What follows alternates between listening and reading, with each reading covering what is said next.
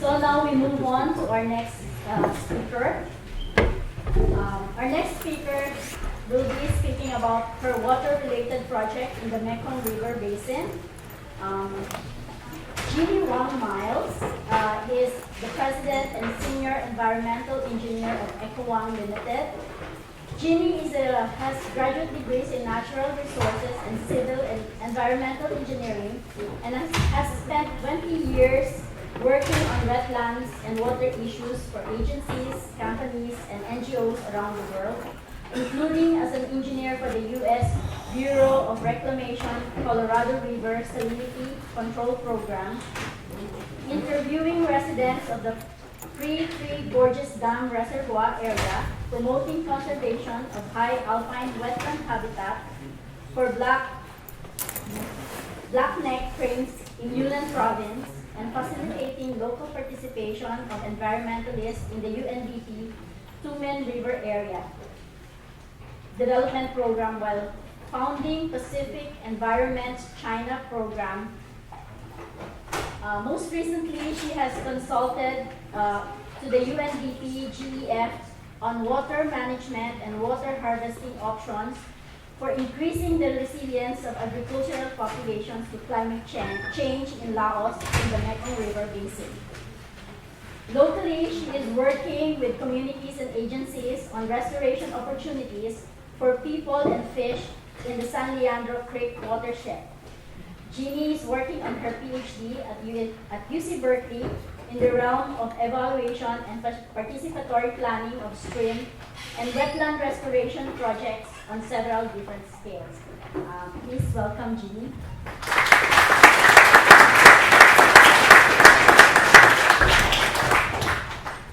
I was getting more and more nervous as I was realizing that I'm speaking amongst so many very prestigious people who I'm not, and so many PhDs and Nobel laureates. But it's about issues that I care about very deeply. I'm an environmental science, an ecologist, an environmental engineer, and a mother. I take on the challenge of this is such an important issue to be able to engage us all in managing the world's resources and water resources, and there's definitely different avenues in which we can do this. Because I think there exists an important convergence of science, technology, and community engagement, and I'm seeking the ways that we can address those issues collectively and with all the tools that we are developing every day. So I want to figure out how this works. I'm just going to share with you some of the work I did recently last winter in Laos. It was a project for the United Nations Development Program, and it was on climate change adaptation and water management in 2 different target communities in Laos. So I have too many slides, so I'll try to not dwell on them too long, but actually in the comment section, if you're interested in particular aspects, I'd be happy to share more about these with you at a later date. So one of the first things I did in this, I spent 2 months in Laos, but before that I spent 2 or 3 months developing a GIS approach to estimating water availability. And so, to give you context, Laos is in the Mekong River Basin in Southeast Asia. It is, you could see that it has, you could see the global regions of the world. The brown regions in the north are less than 25 centimeters of rainfall annually. And then as you approach the blue, there's quite a bit more, but it's seasonally different times, maybe too much water when you don't need it, and too little water when you do. But in general, it's a more humid region. Laos occupies about 25% of the Mekong River Basin. This river basin starts in China. It's about 20 or 30% of the headwaters come from China on the Tibetan Plateau and goes through Laos. And then the other countries you see there, Thailand, Cambodia, and Vietnam. And so it's a very poor area. It's landlocked. It's 85% agricultural, and there is food insecurity because they need water in the right place to grow food. And 90% of the agriculture is rice production as well. So I was asked by the UN to come and help them address water management issues in these target areas where they're trying to adjust to climate change, have solutions for adapting to water, using water management to adapt to climate change. So my first approach was, you can see the regions. This is north of Sayaburi, where the Mekong River flows through all along the border of Thailand, and there's a big dam project there as well. I went right. There's an active dam, construction on the dam. I went there to the construction site, but it's the first non-Chinese Mekong River stem dam that is being built right now, and there's 15 more planned for the region. So this is another issue that I'm concerned about. But for this approach, I looked at these two areas here, Sayaburi and Savarkhet provinces, and I used data from satellite data on a GIS system. I downloaded them. There's elevation grid. There's about 90 meters resolution. There's precipitation, climate variables, temperature, and there's the different sources. You can freely get all this information. So if you're working in a place in the world that doesn't have data, you can actually go to the satellites and get the data you need to help make some of these decisions and help do some of the analysis. So that's what I did. And so when I showed up, they were very surprised that I had all this information already at my fingertips for the project. But I developed a watershed and stream network delineation, which involves a number of different steps in GIS, hydrological, different spatial analyst tools. And I don't know how many of you are familiar with it, but I think GIS and GIS technology is becoming more and more important, and different ways that we can access information, process it, analyze it, and share it. So from this, I would also like to share the information, web-based tools as well, to engage the community and also to inform them and also solicit their input. But this, just last week, I was at the ESRI the conference, the GIS conference, and they've just developed a tool that you can, at a click of a button, instead of the laborious process I went through, you can actually develop your digital elevation map and create a stream network and a watershed, delineate the watershed. Less laboriously than I did, but I have catchments there, and basically I was able to estimate on a watershed scale where the different pour points and what types of contribution from water that comes from the sky and how it would flow, and in the watershed, which I think should be the basic unit of analysis when we look at any water issues. So being able to say where your watershed is and how much water is coming to a certain point, you can actually just select a point and it'll delineate the watershed above it. This one as well. This identifies an area in my study area, which represents 203,000 grid cells, which is 1,600 kilometers. And you could do this all from information that you've collected from the satellite. So in order to see how much water we have at a certain point, I use a very simple analysis. I use precipitation minus evapotranspiration. Evapotranspiration is the amount of water that's taken up by plants and then put that into the atmosphere. And so there's an equation that uses just temperature and solar radiation, and on a monthly basis you can get the annual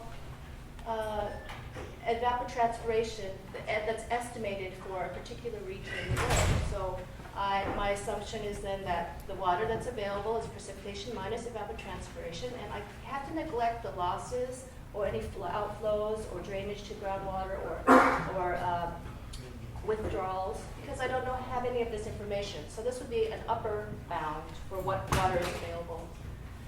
And then I looked at, on a grid by grid, 1 kilometer resolution scale, for actually all of Southeast Asia. I developed a model for all of Southeast Asia. And actually, we could do it anywhere in the world because there is 1 kilometer grid resolution for the entire planet. So I looked at this, there are some issues of resolution, of how you can, the data that comes in a 1 kilometer grid and how it fits into the area that you're looking at. But I used a raster calculator, which is a GIS tool, and I could estimate that for July, the 7th month, how much rainfall would be at any given point. So this is spatial analysis. Then I developed a model that would take each of the grid cells that I cared about and each of the months that I cared about and each of the parameters and the equations and the data that I need, and then in the end I would get a mask for evapotranspiration. I would get one for every 1 square kilometer pixel, then for all of Laos. This is Laos, and it's by this equation down here. Okay, oops, is that going? And then I predicted water availability by each month, and this is the information I'm using for the next phase of my project. This is all of Laos, and these are the areas that have a lot of rainfall, at least in August, and they're a little bit less, and it comes from precipitation minus evapotranspiration.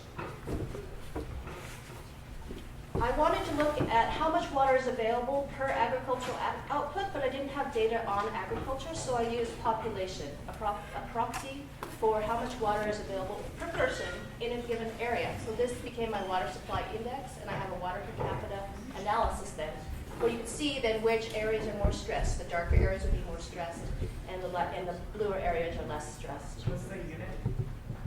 It's water per capita. It would be millimeters per person. Annual. And actually, this is relative. You can just see I wanted to use the specific numbers for water harvesting projects in the region. These are the regions that the UN asked me to look at. It's in Sayaburi and Savannakhet. So the annual average precipitation is 1,600 millimeters and 16 in both places, but it's temporally and spatially divergent. So it's, whether that can be used. I compared it to local rainfall gauges, and I thought it was pretty good. It's like within 10% of the annual, if you use the satellite data, and if you use the actual rain gauges, so when they exist, the numbers turn out, well enough to actually do projects. So it's 10% for Sayaburi, maybe up to 20% off, especially in the rainy season, as a maximum precipitation in Savannakhet. Let's see. So the conclusion of this part, and I have like 3 sections that I want to just share with you, and I'm sorry if it goes too fast, but I think that satellite technology, GIS, and spatial analysis is an important tool to address any of the resource problems that we have. Louder. Excuse me? Louder. Right here. Okay.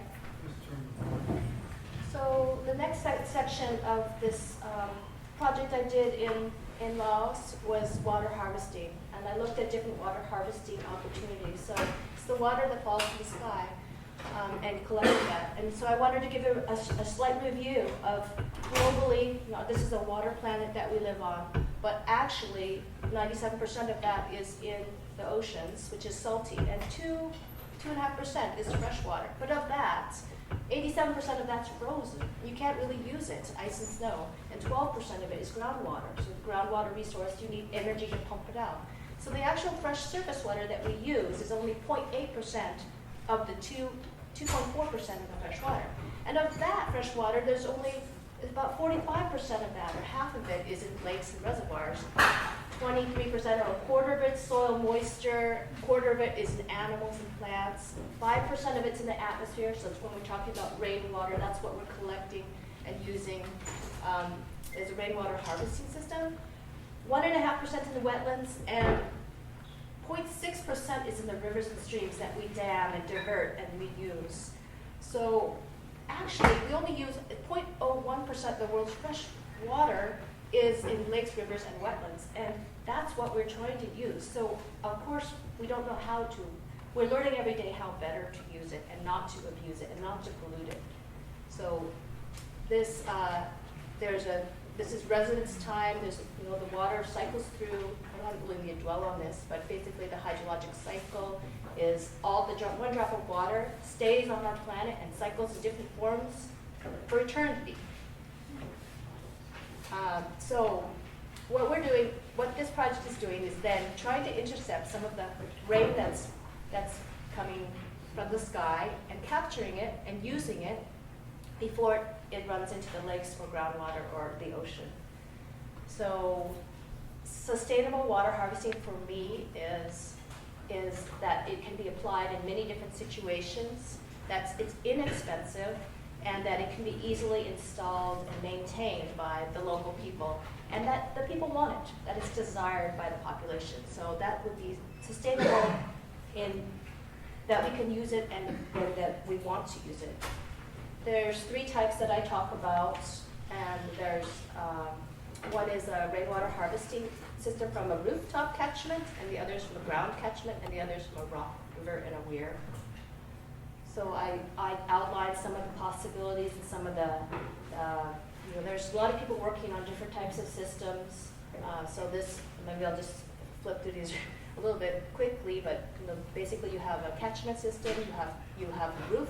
You have to be concerned about what type of material the roof is made of. So if there were contaminants or not, you would know whether you would want to store the water underground or above ground, and what type of containment structure, large or small, or fitting to which population, what type you would use, what type of local materials are available, who can get involved with building it, how much does it cost.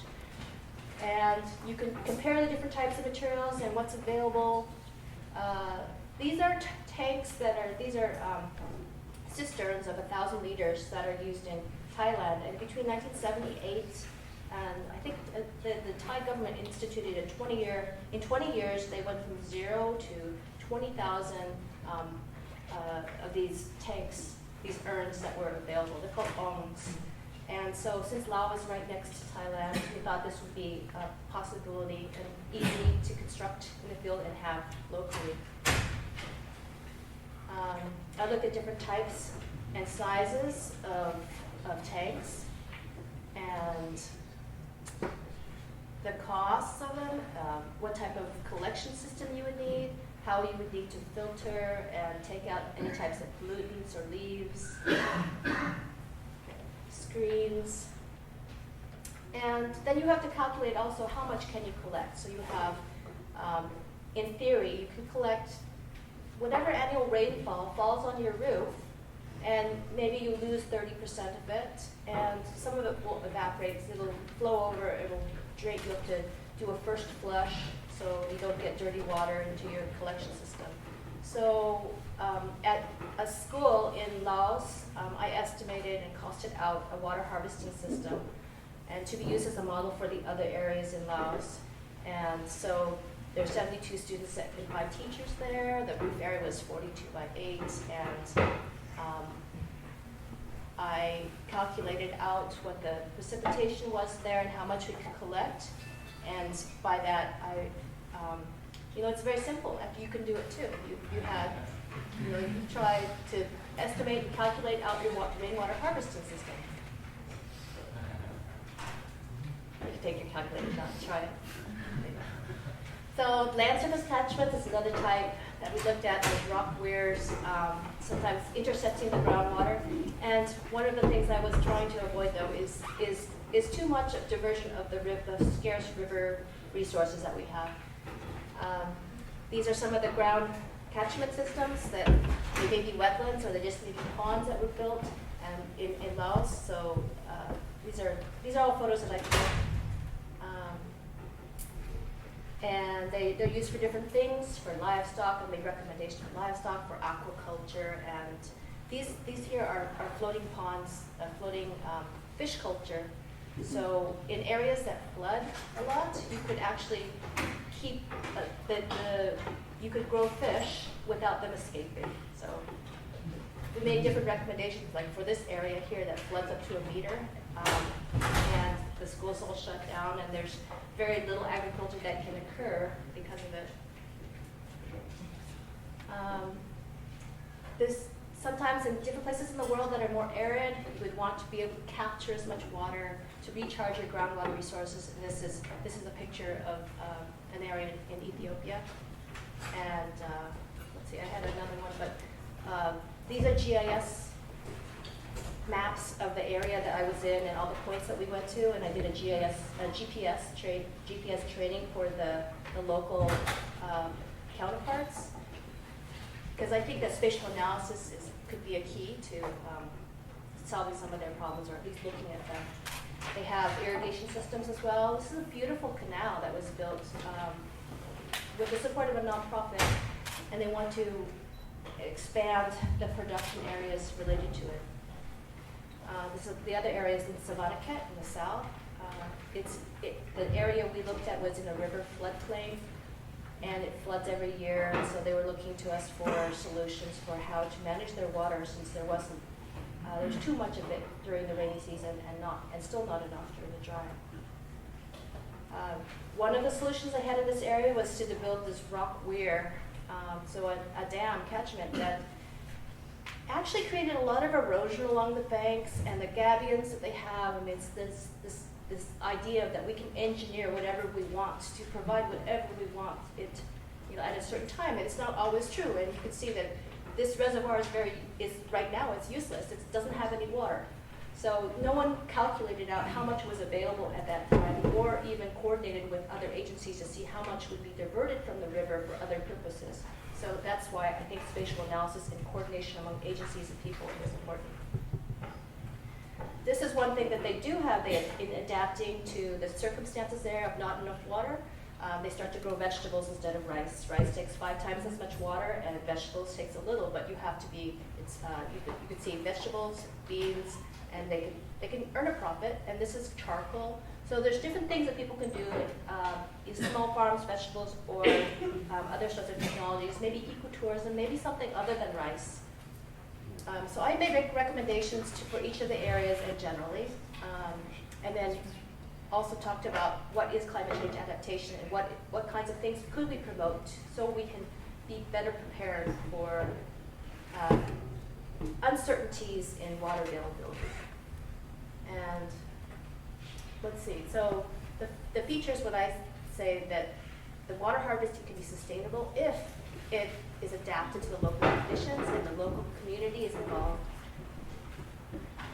So this now is the last part here, and I'm going to be a little bit more esoteric.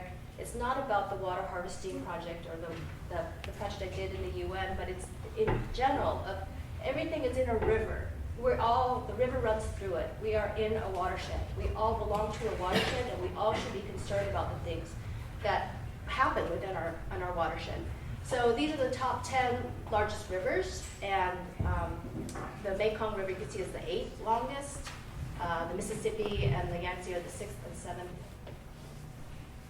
or the Yangtze is the 4th. So there's a lot of water in the rivers of the world, even though it's just 0.01%, and it's an important resource for us. So I spent some time at Lake Baikal in the 90s, and it has a quarter of the world's fresh water in this one lake. So it's a critical resource. And I'd say that this is one place that where transboundary protection and engagement with people could really help with better solutions to maintaining the environment and supporting people. So my theme that I will end is for every watershed and every issue, just know what's involved, know the issues, and collect the information and see the sites, engage the people, go there, talk to people, help others learn more about what's the community and agencies and the residents and the engineers, to engage the people and then envision change. For the Tumen River area, it's another area I worked on in the 90s where the United Nations first started a development program. It's very complex, involves 5 countries in extracting the resources from Siberia and Mongolia and Russia and bringing it out to the Toon River, dredging the mouth of the river. It involves China, Russia, North Korea, South Korea, and Mongolia. A huge issue, but so I worked on this from an NGO perspective involving local environmentalists and local people. So for the Tumen River area, it's the same. Know the issues, know where they're extracting timber, what wildlife is there. That's the bridge that connects Russia and North Korea, standing on the Chinese side. There's Siberian tigers in that area. Know the issues, engage the people, see them, talk to them, ask what they want, get them involved, and envision change. This is actually, the work that we did in the 90s did end up resulting in some changes from the UN policies and trying to involve local people, they created a fund, the Global Environmental Facility, to address environmental issues that happen with World Bank projects. And a lot of different other people, they make new movies, they do the river, or they produce literature or books. And the last one was blackneck cranes in Yunnan province. It's another area that I worked. I spent 6 months there. So know the issues again, engage the people, teach, talk to, educate, and then envision change. So we can have a sustainable future for people and for the ecology. So thank you.